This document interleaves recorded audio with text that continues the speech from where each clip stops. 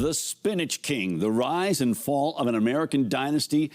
We are very happy to have the author of this book, Jeff Seabrook, with us today. So first of all, welcome. Thank you for taking time for us today. Thanks for having me on. I appreciate it. Well, it's, first of all, that title sounds like, okay, this is going to be a story that's going to be all about industrialization and corporate malfeasance or something like that. But this book has so much between the covers. It is about the industrialization of agriculture because, we're coming to you from a very agricultural province. It's also about the history of, in many respects, immigration in America. But it's also a family history because this is your family's history.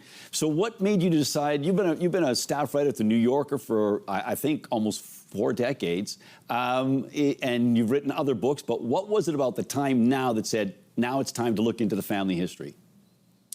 Yeah, thanks. Well, I always wanted to write the story, and I didn't want to wait too long, because I'm not getting any younger. That was one reason. But no, I think it actually has resonance with Trump administration, second Trump time.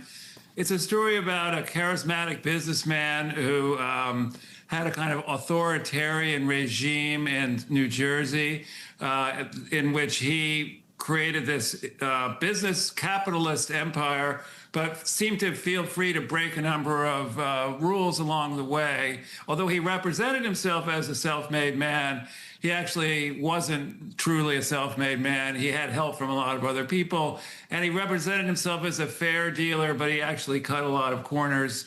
There's certain resonance with a certain president today. That was one reason. And, I also wanted my children to know the story.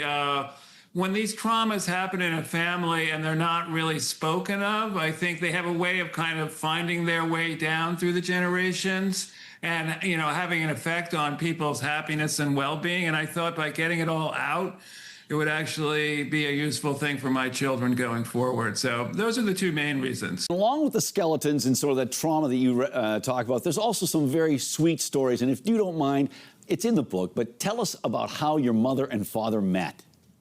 Yeah, so my mother was a journalist who broke Grace Kelly's engagement and as a result got invited to the wedding. And this was in 1956. She was marrying the prince. And the ship that carried the wedding party and the press sailed from New York to Monte Carlo. My mother was invited as a member of the press. My father, who knew the Kelly family from business, was invited as a guest. They met on the ship and had this kind of parallel romance with the romance going on in Monaco. And my father was able to get my mother the scoop on this jewel robbery that happened in Monaco that paralleled the famous Hitchcock film To Catch a Thief. So you can imagine that was an enormous story. And my mother had the exclusive on that. And then they were married about 6 months after Grace Kelly was married. Well, that's not the only showbiz parallel. We won't get into it, but I'll say 2 words: Green Acres.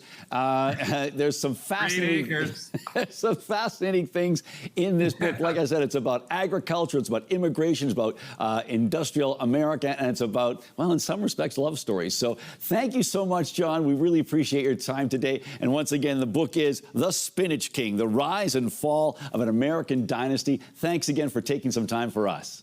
Thank you. Thanks for having me on. I appreciate it. Take care. Take care.